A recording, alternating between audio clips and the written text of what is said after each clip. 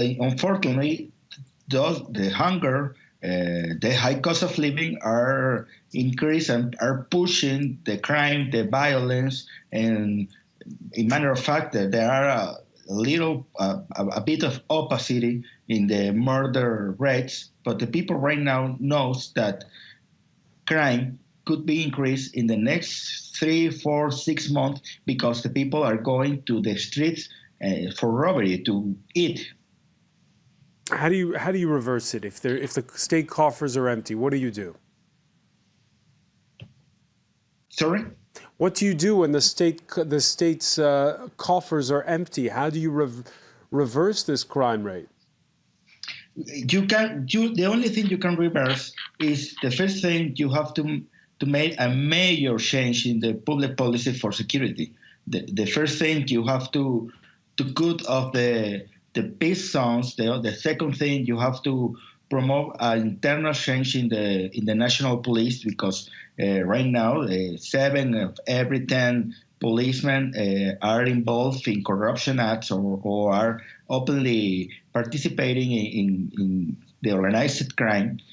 And the other thing is you have to pay more money, more salaries, better salaries for those people that right now are working with hunger salaries.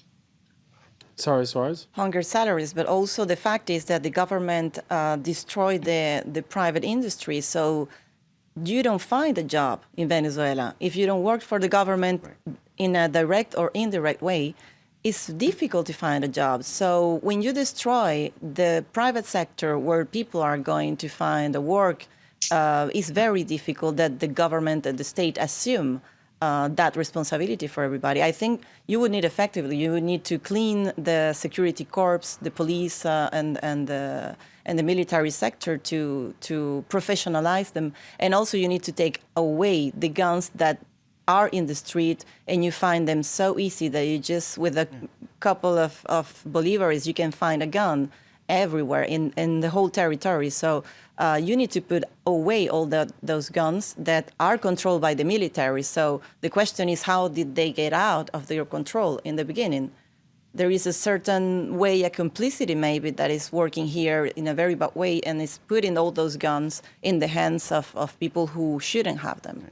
And just to put things into perspective, you were astonished about the 11,000 bolivar bag of groceries. Well, a college professor makes about 14,000 per month, and a cell phone costs about 500,000. So if you steal a cell phone, you're making 20 times the salary of a college professor. So that's a huge incentive to push people into crime instead of being a construction worker where you're barely going to make 22,000 and maybe 30 a month.